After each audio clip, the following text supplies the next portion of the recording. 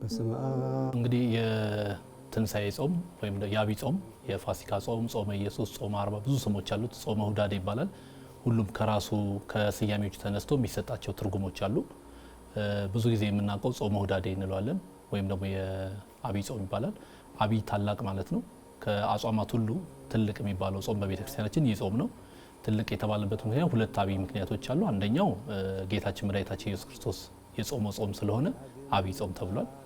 ሁለተኛው ደግሞ በቀን ቁጥርም ሲታይ ከሌሎቹ አጽዋማት ይሄኛው ቁጥሩ ሰፋ ያለ ነውና አብይ ጾም ይባላል። ሁዳዴ ይባላል። ሁዳድ ሰፊ እርሻ ነው። ሁዳዴ የተባለበት ምክንያት ከሰፊ እርሻ ሰፊ ምርት እንደሚሰበሰብ ከዚህም ጾም ደግሞ ብዙ በረከት የስጋ የነፍስ በረከቶች ስለሚገኙበት ጾመ ሁዳዴ ተብሎ ይጠራልና ይህ ጾም እንግዲህ 8 ሳምንታት አሉ። 9ኛው ትንሣኤ ነው። 8ቱ ሳምንታት የራሳቸው ስያሜ ያላቸው ከዘወረደ ይጀምርና ቅድስት ምኩራብ መጻጉዕ፣ ደብረ ዘይት፣ ገብርኄር፣ ኒቆዲሞስ፣ ሆሳዕና ብሎ ትንሣኤ ነው የሚለው። ዘወረደ ከሰማያት ሰማያት መውረዱን የምናስብበት ነው።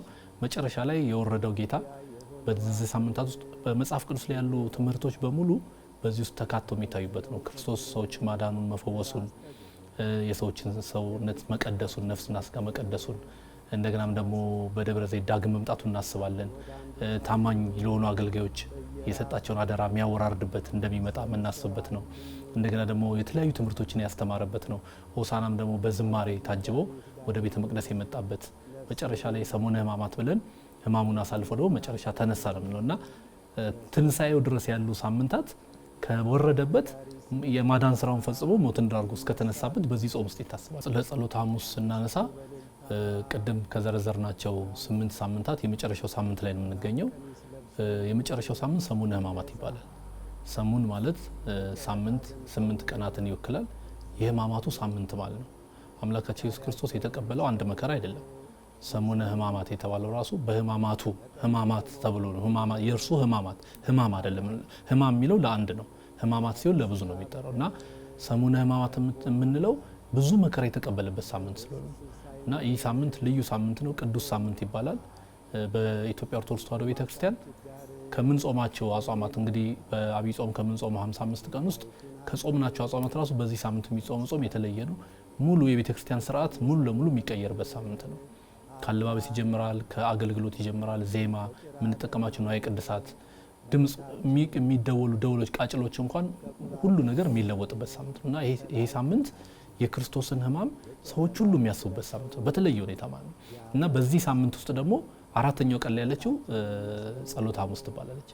ይህች ሳምንት በተለየ ሁኔታ በኢትዮጵያ ኦርቶዶክስ ተዋሕዶ ቤተክርስቲያን በሌሎችም የኦርቶዶክስ እምነት ተከታዮች ዘንድ በየሀገራቸው የሚታሰብ በዓል ነው፣ ግን በተለየ ሁኔታ እናስባታለን። ከነዚህ ከተቀደሰው በሰሙነ ሕማማት ካሉት ሳምንት እለታት መካከል እቺ አራተኛዋ ጸሎተ ሐሙስ ትባላለች። ጸሎተ ሐሙስ ብቻ ነው የሚባለው። በፍጹም ትሕትና አምላካችን ኢየሱስ ክርስቶስ እግር ያጠበበት ስለሆነ ሕጽበተ ሐሙስ ይባላል፣ ጸሎተ ሐሙስ ይባላል። እንደገና ደግሞ ከኃጢአታችን ሊያነጻን ስለመጣም በወይራ ቅጠል በወይን ቅጠል ተደርጎ ውሃ ተደርጎ እግር ይታጠበታልና በተለየ ሁኔታ ይከበራል እና የምስጢር ሐሙስ ይባላል። እንደገና ደግሞ የአዲስ ኪዳን ሐሙስ ትባላለች። በመጨረሻም ደግሞ የነጻነት ሐሙስ ተብላም ትጠራለች። የየራሳቸው አሁን የዘረዘርናቸው ስያሜዎች የየራሳቸው ምክንያት አላቸው የተባሉበት ማለት ነው። ለምሳሌ ጸሎተ ሐሙስ ተብለን የምንጠራት ጌታችን መድኃኒታችን ኢየሱስ ክርስቶስ አርብ ሊሰቀል ሐሙስ ምሽት ነው የተያዘው። በተያዘበት ሰዓት በጌቴሴማኒ በጸሎት ላይ እያለ ነው የተያዘው እና ጸሎተ ሐሙስ የተባለው ጸሎት የተጸለየባት ዕለት ስለሆነች ነው። የተጸለየባትን ምክንያት ደግሞ ራሱ አምላካችን ኢየሱስ ክርስቶስ በማቴዎስ ወንጌል ምዕራፍ 26 ከቁጥር 41 ላይ ስናነብ ወደ ፈተና እንዳትገቡ ተግታችሁ ጸልዩ ብሎ ደቀ መዛሙርቱን ከተኙበት እየቀሰቀሰ ጸሎት እንዲጸልዩ ደጋግሞ 3 ጊዜ ነው ሲቀሰቅሳቸው የነበረው። እሱ ጸሎት አድርጎ ሲመለስ ይተኛሉ፣ ይቀሰቅሳቸዋል፣ ሲሄዶ ሲመለስ ይቀሰቅሳቸዋልና ወደ ፈተና እንዳትገቡ ተግታችሁ ጸልዩ የተባለበት ነው። እሱም አብዝቶ ይጸልይ ነበረ። እንግዲህ ኢየሱስ ክርስቶስ ስንል ሰዎች ሊረዱ የሚገባቸው ፍጹም አምላክ ፍጹም ሰው ነው፣ ወይም ደግሞ በቤተ ክርስቲያናችን ቋንቋ ስግው ቃል ይባላል። ሰው የሆነ አምላክ ማለት ነው። ሰው ሲሆን አምላክ ነው፣ አምላክ ሲሆን ሰው ነው። ስጋን የተዋሃደ አምላክ እንደማለት እና የመጣበት አሁን የኢየሱስ ክርስቶስ መምጣት ሲታሰብ ነገረ ድነትን ስናስብ ማዳን ብቻ አይደለም፣ አራያ ምሳሌ አብነት ሊሆነንም ነው የመጣው። ስለዚህ እዚህ ጋር የጸለየበት ምክንያት ለኛ አራያ አብነት ምሳሌ በመከራው ጊዜ ነው የጸለየው። ሊያዝ ነው፣ ሊሰቀል ነው፣ መከራ ሊቀበል ነው። ስጋን የተዋሃደ እንደመሆኑ ሰዎች ስጋ ለባሽ የሆኑ ሰዎች በመከራቸው ጊዜ አብዝተው ሊጸልዩ ይገባል የሚለው ለማስተማር ነው። እንግዲህ እየተነሳ ይጸልይ የነበረው አብዝተው ማለትና ሲጸልይም ወዙ አልቆ ላቦ አልቆ ደም እስኪወጣው ድረስ አብዝቶ ይጸልይ ነበር ነው የሚለውና በዛን ጊዜ ያደረገውን የጸሎት ስርዓት ለነሱም በመከራ በጭንቅ ጊዜ እንዴት ጸሎት መጸለይ እንዳለባቸው ያስተማረው ትምህርት ስለሚታሰብ ጸሎተ ሐሙስ ብለን እንጠራታለን። በተለመደው በጣም ብዙዎች የሚያውቁት ስም ይሄ ነው የጸሎተ ሐሙስ ስለሆነና የተያዘውን በዛ ስፍራ ነው። መተው የአይሁድ ጭፍራ እጁን የፊጥኛ ስረው የወሰዱት በዚያ ስፍራ ነው ያዙ። ስለዚህ ጸሎተ ሐሙስ ብለን እንጠራዋለን። ሕጽበተ ሐሙስ ይባላል። ሕጽበተ ሐሙስ የተባለው እግሮቻቸውን የደቀ መዛሙርቱን እግር በተለየ ሁኔታ አምላካችን ኢየሱስ ክርስቶስ ያጠበበት እለት ስለሆነ ነው። በዚሁ ሐሙስ ምሽት ደቀ መዛሙርቱን ይዞ በተዘጋጀ ራት ወደ ተዘጋጀበት ቤት ይሄዳሉ። ከዛ በኋላ ውሃ አዘጋጅቶ ወገቡን በጨርቅ ታጥቆ ማበሻውን ይዞ እግሮቻቸውን ያጥባቸዋል እና ደቀ መዛሙርቱ በሙሉ ይደነግጣሉ። አምላካቸው ነው፣ ፈጣሪያቸው ነው፣ ብዙ ተአምር ሲያደርግ ያዩት ሲያስተምራቸው ነበርና ጴጥሮስ እንደውም አልታጠብም ብሎ ያስቸግር ነበር። በፍጹም አንተ እኔ እግሬን አታጠበኝም ሲለው እኔ ካላጠብኩ ከኔ ጋር እድል ፈንታ የለህም ነው ያለው እና ወዲያውኑ ይታጠባል። ሁሉንም ደቀ መዛሙርቱን ያጠባቸዋል። ማጠቡ ፍጹም ትሕትናውን የገለጠበት ነው። አምላካችን ኢየሱስ ክርስቶስ እንግዲህ ከሁሉ የከበረ ጌታ የከበረ የነገስታት ንጉስ በዘውትር ጸሎታችን ላይ የአማልክት አምላክ የጌቶች ጌታ የነገስታት ንጉስ እንላለን። ኢየሱስ ክርስቶስ ከጌቶች ጌታ ሆኖ ከአማልክት አምላክ ሆኖ ከነገስታት ንጉስ የሆነ ፈጣሪ ዝቅ ብሎ ተንበርክኮ የደቀ መዛሙርቱን እግር ማጠብ ፍጹም ትሕትናው የሚገለጥበት እና የትሕትና ትምህርት ያስተማረበት በቃል ብቻ ሳይሆን በተግባርም ጭምር ያስተማረበት ስለሆነ ሕጽበተ ሐሙስ እንላታለን። ይህንን መሰረት አድርገው በቤተ ክርስቲያናችን በዚህች ዕለት ከጳጳሳቱ ጀምሮ ካህናቱ፣ ሌሎቹም ዝቅ ብለው የምእመናንን እግር የአገልጋዮችን እግር ከላይ ያሉት በሹመት በሃይማኖት አባትነት ከፍ ያሉት ክርስቶስ በታች ላሉት ይህን ካደረገ ብለው ያን አርአያ አብነት ለመሆን እነሱም የክርስቶስን አብነት ፈለግ አድርገው ተከትለው ሌሎቹን የሚያጡበት ነው። ምእመናንም ያው በየዓመቱ በዚህች ዕለት እግሮቻቸውን በካህናት አንዳንዴም በጳጳሳት እንደ ሁኔታው በተገኘበት ሁኔታ የሚታጠቡበት እለት ነው። በወይራ ቅጠልና በወይን ቅጠል አድርገው ነው በመዘፍሰፊያው ላይ ውሃውን አድርገው እግሮቻቸውን እጆቻቸውን የምእመናን የሚያጥቡት። የወይን ቅጠል የተደረገው በዚህች ዕለት ከወይን የሚዘጋጀውን ደሙን እንደሚሰጠን የአዲሱን ስርዓት የአዲስ ኪዳን ስርዓት እንደሚሰጥ የሚያሳስብ ነው። የወይራ ቅጠል ደግሞ አድርገው የሚያጡት በብዛት በወይራ ቅጠል ነው አድርገው ደግሞ የሚያጡት። ወይራ ጽኑ ነው፣ ጠንካራ ነው። ጽኑ መከራ ከዚህ በኋላ ያገኘኛል ሲል ነው ያን የሚደርስበትን መከራ ሲያሳስባቸው በወይራ ቅጠል ያጥባቸዋል። ምእመናን ደግሞ በወይራው ቅጠል መታጠባቸው ወይም ሐዋርያት በወይራው ቅጠል የታጠቡት ጽኑ መከራ እኛም ባንተ ስም እንቀበላል ያለ መቀበል የተዘጋጀነን ይላሉ። ስለዚህ እሱም ጽኑ መከራ ይጠብቀዋል። እነሱም ደግሞ ያን ጽኑ መከራ በስሙ ከዚህ በኋላ በዘመናቸው ሁሉ ለመቀበል አምነው ፈቅደው ለዚያም ነው ዓለምን ሁሉ ዞር ያስተማሩት። ሁሉም ደግሞ ሰማዕትነትን ተቀብለው በክርስቶስ ስም ያለፉት እና ከዚህ አንጻር ሕጽበተ ሐሙስ ይባላል። በእንዚህ አይነት ሁኔታ የማጠብ ስነ ስርዓቱ ይከናወናል። የምስጢር ሐሙስ ይባላል። ይቀን የምስጢር ሐሙስ የሚባለው በተለየ ሁኔታ አዲስ ኪዳን ተመስርቶ አዲስ ምስጢር እንግዲህ በቤተክርስቲያናችን ሰባቱ ምስጢራተ ቤተክርስቲያን የሚባሉ አሉ። ከሰባቱ ምስጢራተ ቤተክርስቲያን አንዱ የቅዱስ ቁርባን ምስጢር ነው። ምስጢረ ቁርባን ይባላል።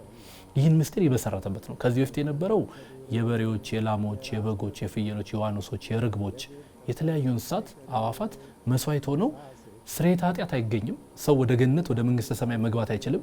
ግን ከቸነፈር፣ ከረሃብ፣ ከደዌ፣ ከምድራዊ ከጊዜያዊ ቁጣ ግን ያን መስዋዕት እያቀረቡ ያርፉ ነበር። ለዚህኛው ለአዲስ ኪዳን ምሳሌ ሆኖ የሚያገለግል የቁርባን ስርዓት ነበር በብሉይ ኪዳን። ያ አለፈ።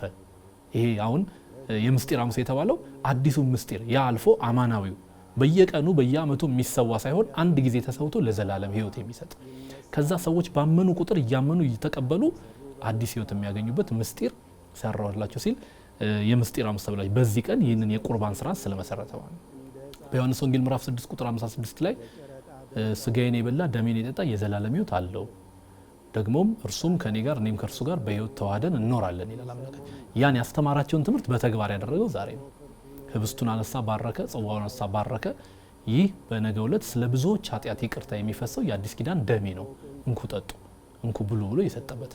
ስለዚህ ይህን ምስጢር የአዲስ ኪዳን ምስጢር የመሰረተበት የሰጠበት ደቀ መዛሙርቱም የተቀበሉበት ዕለት ስለሆነ የምስጢር ሐሙስ ይባላል። በዚህ ቀን በዚህ ሳምንት በሰሙነ ሕማማት ከሰኞ እስከ ቅዳሜ ባለው እስከ አርብ ነው። ያው ቅዳሜ ቅዳም ሰውር ትባላለች። ራሱን የቻለ ሌላ ምስጢር አለው። እስከ አርብ ድረስ ቅዳሴ የለም በቤተክርስቲያናችን። ቅዳሴ ያለው ሐሙስ ብቻ ነው በተለየ ሁኔታ። ሌሎቹ ቀናቶች ይሰገዳል፣ ይጾማል፣ ይጸልያል። አብዝቶ የሚፈጸሙ ስርዓቶች አሉ። ከክርስቶስ ሕማም ጋር ሕማሙን ላይ ብቻ ነው ስግደቱ ራሱ። እያንዳንዱ የምናደርገው እኮ ሕማሙን ለማሰብ ነው፣ ከእርሱ ለመሳተፍ ነው። እና ሐሙስ ብቻ ነው የሚቀደሰው በዚህ ሳምንት። ካህናት ራሱ የሚለብሱት ጥቁር ነው። የሚለብሱት የተገለበጠ ልብስ ነው። የሐዘን ምልክት ነው። በቃ ሙሉ ሐዘን ነው። ስለዚህ ይቺ ሳምንት የብሉይ ኪዳን 5500ን የፍዳውን ዘመን የምናስብባት ነው። የዛ ምሳሌ ነች። በዛን ጊዜ ቅዳሴ የለም፣ ቁርባን የለም። የክርስቶስ ስጋና ደም አልተሰጠም ገና ሰው ሆኖ ስላልመጣ በብሉይ ኪዳን ያ የሚታሰብበት ነው። ቃጭሉ የምንሰማው ደውል ሐዘን ነው። የነቢያቱን ጩኸት ነው የምናስብበት። ውረድ ተወለድ አድነን የሚለው እና በዚህ ሳምንት የሚፈጸሙ ሁሉ የሚለበሰው ጥቁር የሚሆነው ራሱ የሐዘን ምልክት ነው። ስለዚህ ሐሙስ ብቻ ነው ቅዳሴ። ሐሙስ ብቻ ቅዳሴ የተደረገ በዚህ ዕለት ቅዱስ ቁርባን ምስጢርን ስለሰራ በእለቱ የሰራበትን እለት አስበን ቅዱስ ስጋውን ክቡር ደሙን ለመቀበል እንድንችል እና ቅዳሴውም ሲቀደስ ደውል አይደወልም፣ ቃጭል ድምጽ አይሰማም፣ በጸናጽል ነው። ያ የሆነበት ምክንያት ምንድነው? ይሁዳ ጌታን በስውር በሹክሹክታ በድብቅ ሄዶ ለአይሁድ አሳልፎ መስጠቱ ነው። እና ይህም ቅዳሴው በእንደዚያ መንገድ ነው የሚቀደሰው፣ ያን እያሰብን ማለት ነው። ሁለተኛ በብሉይ ኪዳን የነበረው ጸሎት ሰማይ ሰማያት የሚወጣ ወደ እግዚአብሔር ቀርቦ የሚሰማ ጸሎት አልነበረም። ስለዚህ ያን በማሰብ የማይሰማ ቅዳሴ ድምፁ ለወሳስ ተደርጎ ሰዎች ውስጥ ቤተ መቅደስ ብቻ ሆነው እያደረሱ እንደዚህ አይነት ሁኔታ ያለበት ቅዳሴ ነው የምንቀድሰው። ስለዚህ የአዲስ ኪዳን ምስጢር የተሰራበት ስለሆነ የምስጢር ሐሙስ ተብሎ ይጠራል። ሌላው የአዲስ ኪዳን ሐሙስ ትባላለች። ከዛ በፊት የነበረው የብሉይ ኪዳን ነበረው። አሁን ግን የአዲስ ኪዳኑ ሐሙስ የጸሎት ሐሙስ ይቺ ምስጢር የተሰራባት ተጀመረች። ያ የብሉይ ኪዳን መስዋዕቱ ስርየተ ኃጢአት ለማግኘት የሚያቀርቡት ያ ሁሉ ቀርቶ የአዲስ ኪዳኑ ሐሙስ እውነተኛው መስዋዕት ተጀመረ ስንል ያን እንላለን። የነጻነት ሐሙስም ተብላ ትጠራለች። የነጻነት ሐሙስ የተባለው ያው በባርነት በፍዳ በኩነኔ የነበረ የሰው ልጅ አሁን ግን ከዚህ በኋላ መፈታት አማናዊው የስርየት የሚገኝበት። ሐዋርያው ቅዱስ ጳውሎስ በነገራችን ላይ በዕብራውያን መልእክቱ ምዕራፍ 9 ቁጥር 3 ላይ ደም ሳይፈስ ስርየት የለም ይላል። ደም ካልፈሰሰ ሰዎች ስርየት አያገኙም። በብሉይ ኪዳንም የነበረው የደም ማፍሰስ ስርዓት ከኃጢአታቸው ስርየት ለማግኘት ነው። ግን ያ ጊዜያዊ ስርየት ነው እንጂ የኃጢአት የደዌ ቸነፈር እንዳልነው እንጂ ዘላለማዊ መንግስት የሚያወርስ ስርየት አልነበረም። አሁን ግን ዘላለማዊ መንግስቱን የሚያወርስ የኃጢአት ስርየት ተገኘ። ስለዚህ ደም ሳይፈስ ስርየት የለም። ክርስቶስ ደሙን አፍሶ ስጋውን ቆርሶ ሲሰጣቸው ነገ ስለ ብዙዎች ኃጢአት ይቅርታ የሚፈሰው የአዲስ ኪዳን ደሜ ነው እንኩ ጠጡ ነው ያላቸው። ስለዚህ በዛ መንገድ ስጋውና ደሙን አዲሱን ስርዓት የመሰረተበት ዕለት ስለሆነ የነጻነት ሐሙስ ተባለ። ነጻነት የሰው ልጆች የተደለበት ስለሆነ ስለዚህ ጸሎት ሐሙስ በዚህ መንገድ ይገለጣል በቤተ ክርስቲያናችን። የኢትዮጵያ ኦርቶዶክስ ተዋሕዶ ቤተ ክርስቲያን ብዙ ሰዎች ባህል የምታራምድ እንደ ባህል አይነት የሚከናወን የሚመስላቸው ብዙ ሰዎች አሉ። ግን ሃይማኖታዊ ስርዓት በጣም በከፍተኛ ሁኔታ ባህል እስኪመስል ድረስ በሰዎች ዘንድ ስላሰረጸች ባህላዊ የምታደርገው ነገር ሁሉ እንደ ባህላዊ ተደርጎ የሚወሰድበት አጋጣሚ ጥቂት አይደለም። ግን በቤተ ክርስቲያን የሚፈጸም ማንኛውም ነገር መጽሐፍ ቅዱስ ያለው ስርዓት የለም። ግን ያን መጽሐፍ ቅዱስ ስርዓት በእያንዳንዱ ሰዎች ዘንድ እንደ ባህል እንዲቆጠር ስላደረገች የሚደረጉ ነገሮች ሁሉ ባህል መስለው ቀርተዋል። ለምሳሌ አንዳንድ ጊዜ በኢትዮጵያ ውስጥ ያሉ ሃይማኖቶች ወይም ደግሞ የእምነት ተቋማት አንዱ ካንዱ የሚጓራቸው ብዙ ነገሮች አሉ። በኢትዮጵያዊ ባህል ሆነው የቀሩ ማለት ነው። ልክ እንደዛ ነው። አሁን ባህል የሚመስሉት ብዙዎች ያደርጓቸዋል። ግን የቤተ ክርስቲያኒቱ ግን የአምልኮ መገለጫ ስርዓቶች ናቸው። ልክ አሁን የጉልባን ስርዓትም ስንል ሃይማኖታዊ ራሱን የቻለ ሃይማኖታዊ ትውፊት አለው፣ መጽሐፍ ቅዱሳዊ አስተምሮ አለው። በዚህ ዕለት በቤት ውስጥ ጉልባን ከባቄላ ከስንዴ ከአተር ተዘጋጅቶ ተቀቅሎ የሚከናወንበት አሰራር አለ። ይህም እስራኤላውያን በግብፅ 430 ዓመት በባርነት ኖረዋል። ከዛ 430 ዘመን ሲፈጸም ነው እንግዲህ በሙሴ አማካኝነት እግዚአብሔር ህዝቡን እየመራ ከግብፅ ያወጣቸው እና ሲወጡ እየተቻኮሉ ነው የወጡት። ምክንያቱም 10 ተአምራትን እግዚአብሔር መቅሰፍትን በፈርዖንና በሰራዊቱ ላይ አድርሶ ነው ህዝቤን ልቀቅ እያለ እየደጋገመ ነፃ እንዲያወጣ ያስጨነቀው የነበረ እና መጨረሻ ላይ ሞተ በኩሩን የመጣው። ሞተ በኩር ሲመጣ ፈርዖንና ሰራዊቱ ለማነጋገርም ሞተ በኩር ማለት ከንጉሱ ጀምሮ እስከ መጨረሻ የህዝቡ የበኩር የመጀመሪያ ልጆችን ቀሰፈ ነው የሚለው። የሞት መልአክ መጥቶ በግብፅ ሀገር እኩለ ሌሊት ሲሆን የሞት መልአክ መጥቷል እና ያ የሞት መልአክ ሲመጣ እንደ እኛም ህዝቡም ያለ ነው በአንድ ሀገር ነው እና ሁላችንም ቢያጠፋንስ ብሎ ሙሴ እግዚአብሔርን ጠይቀዋል። ኦሪት ዘጸአት ምዕራፍ 12 ላይ የተጻፈ የእግዚአብሔር ቃል ነው። እግዚአብሔር ምን ይለዋል? በግ ረዱ፣ ያንን የተወረደውን በግ ስጋውን ጠብሳችሁ ብሉት፣ ደሙን ግን የበራችሁን መቃንና ጉበኑን ቀቡ ይላቸዋል። እና የሞት መልአክ ሲመጣ የደም ምልክት ያለበትን ቤት እያለፈ ይሄዳል። አይቀስፋችሁም ይለዋል እግዚአብሔር። አርደው ያን አድርገው ይጠብቃሉ። እኩለ ሌሊት ሲሆን የሞት መልአክ ይመጣል ወደ ግብጽ ምድር። ሲመጣ የደም ምልክት ያለበትን እያለፈ በሙሉ እየገባ በየቤቱ የበኩር ልጆቻቸውን ይቀስፍባቸዋል እና ሁሉም ይጨነቃሉ። አሁን ያ በግ የታረደው ደሙ የተቀባው በግ የክርስቶስ ምሳሌ ነው። አሁን ፋሲካ እንላለን አይደለም? ፋሲካ ማለት ማለፍ ማለት ነው ትርጉሙ። የዕብራይስጥ ቃል ነው ፓሳ ይላሉ። ማለፍ ማለት ነው። ከምን ማለፍ? ሞትን ማለፍ፣ መከራን ማለፍ፣ ሲኦልን ማለፍ፣ ዘላለማዊ የተሞተውን ፍርድ መሻገር ማለት ነው። በምን መሻገር? በበጉ ደም በክርስቶስ በፋሲካችን ክርስቶስ ታርዷል ይላል ቅዱስ ጳውሎስ። ስለዚህ ያ የታረደው በግ የክርስቶስ ምሳሌ ነው። ያኔ ገና ሰው ሳይሆን ማለት ደሙን እያየ ሞት አልፏቸው የለ የክርስቶስ እንደሚያዘ ሞትን ይሻገራል ማለት ነው። ሞት አይቀስፈውም ማለት ነው። የስጋ ሞት ሊኖር ይችላል፣ የነፍስ ሞት ግን አይዘንም። ከሲኦል እንወጣለን፣ እንሻገራለን፣ ከሞት ትንሣኤ ያለን ማለት ለምን? ያን ስጋና ደም ከበላን ማለት በዚህ በጸሎተ ሐሙስ የተሰጠችው። ስለዚህ ያንን አደረጉ። የበኩር ልጆቻቸው ሲሞቱ መቅሰፍቱ ቋቋም ስላልነበረ በፍጥነት ሀገሪቱን ለቀው እንዲወጡ ፈርዖን ትእዛዝ አወጣ ነው የሚለው እና ህዝቡ ሲወጣ መንገድ እንግዲህ የ40 ቀን መንገድ ነው የተጓዙት። 40 ቀን የሚበሉት ምግብ አልነበራቸው። ስለዚህ በየመንገዱ ንፍሮ ይቀቅሉ ነበር፣ በየመንገዱ ቂጣ ይጋግሩ ነበር። ስለዚህ በዚህች ዕለት ያንን የምናደርገው ከሞት ከዘላለም ባርነት እየወጣን ስለሆነ እንግዲህ በክርስቶስ ሞት በትንሣኤው እንሻገር አይደለ? ልክ ግብፃውያን ይዘዋቸው የነበሩ እስራኤላውያን ሲወጡ በእንዲህ መንገድ የተሻገሩትን እያሰብን ይህንን ምግብ ቀቅለን ያንን እናስበዋለን ማለት ነው። እነሱ የወጡበትን ሁኔታ ማለት ነው። አንዱ ይሄ ነው። ሁለተኛው በየለቅሶ ቤት ንፍሮ ሲቀቀል እናያለን። እንግዲህ በሀገራችን ባህል የሀዘን ነው፣ የሀዘን መግለጫ ነው። እስራኤላውያን ከግብፅ የወጡበት ነው አንደኛው። ሁለተኛው ደግሞ ለጌታችን መከራና ሞት ማዘናችንን እንዲህ ያሉ ምግቦች በባህልም ንፍሮ እየተዘጋጀ የሚሰጥበት ሁኔታ የክርስቶስን ሞት ለማሰብ ነው። ሌላው ይህንን ቀቅለው ሲበሉ ሲሄዱ በከፍተኛ ሁኔታ ጨው አድርገው ነበረ የሚመገቡት። ጨው ደግሞ ውሃ በጣም ያስጠማል እና የክርስቶስን አሁን ይህንን የምናደርገው አንዳንዶች የሚያከፍሉ ከሐሙስ ማታ ጀምሮ የማይመገቡ ሐሙስ ይበላሉ። አንዳንዶች ደግሞ ከስግደት መልስ ዓርብ ቀን ይጠቀማሉ። ይህን ይበላሉ ማለት ያስቡታል። ጨው ይደረግበታል በብዛት። የክርስቶስን ውሃ በጣም ስለሚያስጠማ እንዴት የተጠማውን የደከመውን ድካም ህማሙን አሁን ህማሙን ግረፋቱ ምኑም በመስገድ በመውደቅ በመነሳት በተለይ መንገድ እናስበዋለን። ጥሙንም ደግሞ ለማሰብ ያን ተጠማው እስኪል ድረስ አለ ውስጡ ያለ ፈሳሽ ሁሉ አንቆቆ ተጠማው ብሏል በመስቀል ላይ ነውና ያን ለማሰብ ይሄን አድርገው ስለሚመገቡት ይሄም በዚህ ይታሰባል። ሌላው ትህትናንና ህይወትን ቀለል ያለ ህይወትን ለመግለጥ ይላሉ። አሁን በጥንቃቄ የተዘጋጀ የበሰለ የጣመ የላመ ምግብ የምትበይባቸው ምቹ ሁኔታዎች አሉ። ግን ደግሞ ያን ማድረግ እየተቻለ በቀላሉ ዝም ብለሽ ውሃ ጨው አድርገሽ ቀቅለሽ የምትበየው ንፍሮ ጥራጥሬ ደግሞ ራስን የመጉዳት ነገሮችን የማቅለል ለስጋዊ ምቾት ትኩረት አለመስጠት የህማሙ ሳምንት በዚህ ሳምንት በቤተክርስቲያናችን መጻሕፍትም ሰዎች የሚመገቡት ምግብ ራሱ ከመደበኛው ይቀንሳል፣ የሚጠጡት ይቀንሳል፣ የሚተኙት ይቀንሳል። አብዝቶ መጸለይ፣ አብዝቶ ሰውነትን ማጎሳቆል። ለምን? አንድ ሰው የሚወደው አባቱ ሞቶ የሚሰማው ስሜት ምን አይነት ስሜት ነው? የሚቀመጥበት ሀዘን። ይሄ ደግሞ እንግዲህ አባታችን አይበሉም ብሎ አምላካችን ነው፣ ያውም እኛን ለማዳን ነው እየሞተ ያለው እኛን ህይወት ለመስጠት እኮና በዚህ ሁኔታ ስለሆነ ይሄ ጉልባን የምንለው ከንፍሮ ከባቄላ ከስንዴ ጋር ተያይዘው የሚቀቀሉት ይህን አይነት መጽሐፍ ቅዱሳዊ አስተምሮ ሃይማኖታዊ ትውፊት አለው ማለት። ስለ አምላካችን ኢየሱስ ክርስቶስ በዚህ ደረጃ ራሱን አዋርዶ ዝቅ ብሎ እግር ማጠቡ ምን ትርጉም ይሰጣል? መልእክቱስ ምንድን ነው ስንል ትህትና ነው የሚያሳየው። በቃ ሌላ ምንም አይደለም። የማዳን ስራው በነገራችን ላይ አምላካችን ኢየሱስ ክርስቶስ አድነን፣ ውረድ፣ ተወለድ እባክህን እየተባለ ሲለመን 5500 ዘመን ነቢያት ሲጮሁ፣ ቅዱሳን ሲጮሁ፣ በየዘመኑ የተነሱ ሰዎች ሲጮሁ ነው የኖሩት እና እኛን ለማዳን ቃል ብቻ ከሰማዩ ነው መናገር በቂ ነበር ለሱ አይደለም። የሰው ልጅ እኮ ባርነት ወደቀ የሚባለው በዲያብሎስ አገዛዝ ስር፣ ዲያብሎስ የእሱ እኮ ፍጥረት ነው፣ ከመላእክት ወገን የነበረ ነው፣ በዕለተ እሑድ የተፈጠረ ነው። እሱ ያስገኘው እሱ ሊያሳልፈው የሚችል ነው አምላካችን።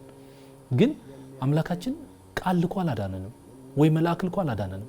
ራሱ ሰው ሆኖ ነው ያዳነን። ሰው ሆኖ ብቻ አይደለም መከራ ተቀብሎ ሞቶ። እንግዲህ ይሄ ሁሉ እኮ እኛን ለማዳን የተደረገ የተከፈለ ዋጋ ነው። በዚህ ደረጃስ ራሱን እንዲያዋርዶ ማዳን ለምን አስፈለገ ብንል አንደኛ ፍጹም ፍቅሩን ለመግለጥ ነው። ለኛ ያለውን ፍቅሩን በጣም የምትወጂው ሰው ወይም ደግሞ በጣም የምታከብሪው የኔ የምትዩ ቦታ የምትሰጪው ሰው የሆነ ችግር ደርሶበት ድረሽልኝ ቢልሽ መልእክተኛ አትልኪለት ወይ ከችግሩ የሚያወጣው ገንዘብ አትልኪለት። ያለሽን ነገር ሁሉ ትተሽ ወደሱ ነው የምትበሪው ለመድረስ ማለት ነው። ክርስቶስ ይሄን የገለጠው በቃ ለኛ ያለውን ቦታ ለኛ ያለውን ፍቅር እኛን ለማዳን ራሱ ከሰማይ ነው ወርዶ የመጣው። እንግዲህ አስቢ፣ የማይሞተው ሊሞት፣ የማይዋረደው ሊዋረድ፣ የማይታየው ሊታይ፣ የማይዳሰሰው ሊዳሰስ፣ የማይጨበጠው ሊጨበጥ፣ ፍጹም መለኮት የሆነው ረቂቅ የሆነው አምላክ ግዙፍ ሆኖ ነው የመጣው። በዚህ ደረጃ መዋረድ ለምን አስፈለገ? ኃያል ፍቅር ወልድን ከዙፋኑ አወረደው እስከ ሞትም አደረሰው ይላሉ አባቶቻችን። የዚህን ያህል ኃያል ፍቅር ውስጥ እንዴት ሊገባ ቻለ ስንል ለኛ ያለው ልዩ ቦታ ነው። ሲፈጥረንም ሲያድነንም በልዩ ሁኔታ ነው ያለው። ስለዚህ አምላካችን እያንዳንዱን ነገር ሲያደርግ የነበረው ለኛ ልዩ ፍቅር ስላለው ነው። ይሄን ደግሞ ለማድረግ በመጣበት ሂደት ውስጥ ደግሞ ቅድም እንዳልነው ለማዳን ብቻ ሳይሆን አርአያ፣ ምሳሌ፣ አብነት ሊሆነን ነው የመጣው። ስለዚህ የትህትና አብነት ምሳሌ ሊሆነን ነው ይሄን ያደረገው። በመጽሐፍ ቅዱስ ላይ ሲያስተምር ምን ብሏል? እኔ ትሁት በልቤም የዋህ ነኝ ይላል። ትሁት ነኝ ይላል። ስለዚህ እናንተም ትሁታን ሁኑ አለ። እኔ ትሁት ነኝና እናንተም ትሁታን ሁኑ። እኔ ቅዱስ ነኝና እናንተም ቅዱሳን ሁኑ። ስለዚህ ፍጹም ትህትናውን ሊያስተምረን፣ ይሄን ትህትና ግን እሱ ብቻ አድርጎት እንዲቆም የሱ ፍላጎት አይደለም። ሁሉ ትሁት እንዲሆን ይፈልጋል። ፍጹም ፍቅር እንዳለው ሁላችን ፍቅር እንዲሆን ይፈልጋል። እርሱ ፍጹም ንጹህ አምላክ እንደሆነ ሁላችን ንጹህ እንድንሆን ይፈልጋል። ንጽህና፣ ትህትና በምን ውስጥ ነው የሚገለጠው?